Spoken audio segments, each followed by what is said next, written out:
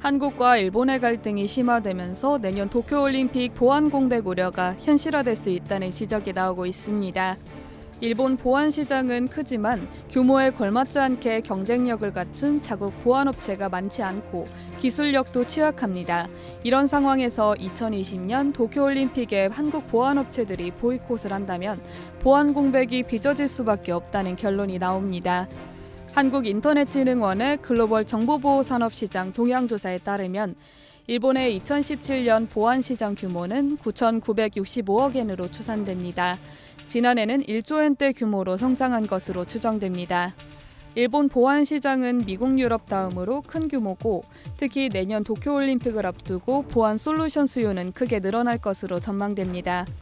보안업계 관계자는 대규모 행사가 개최되면 참여하는 사람들이 인터넷을 쓸 수 있도록 네트워크를 구축하게 되는데 당연히 보안 솔루션도 함께 적용된다며 네트워크 디도스 공격, 서비스 해킹 행위가 발생할 수 있기에 신뢰성을 확보하고 리스크를 줄이기 위해 보안 솔루션 수요가 높아지게 된다고 설명했습니다. 문제는 일본의 보안업계는 규모에 비해 자국업체 비중이 매우 낮다는 데 있습니다. 몸집은 건장한 성인인데 머리는 어린아이와 같은 모양새입니다. 트렌드 마이크로를 제외하면 중소기업 수준의 보안업체만 있으며 보안 솔루션 대다수를 미국과 유럽, 한국과 같은 해외 업체들 제품만 이용하는 추세입니다.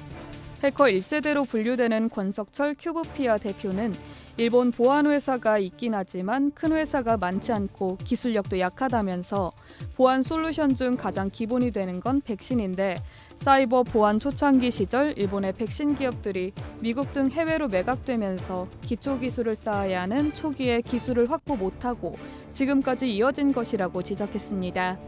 지난해 한국 기업의 일본 보안 시장 수출액은 약 510억 원 규모입니다. 일본에 진출한 한국 보안 기업은 윈스와 소프트캠프, 질환지교 시큐리티, 이글루 시큐리티 등이 있습니다. 특히 윈스는 NTT 도코모의 침입 방지 시스템 보안 솔루션을 공급하고 있습니다.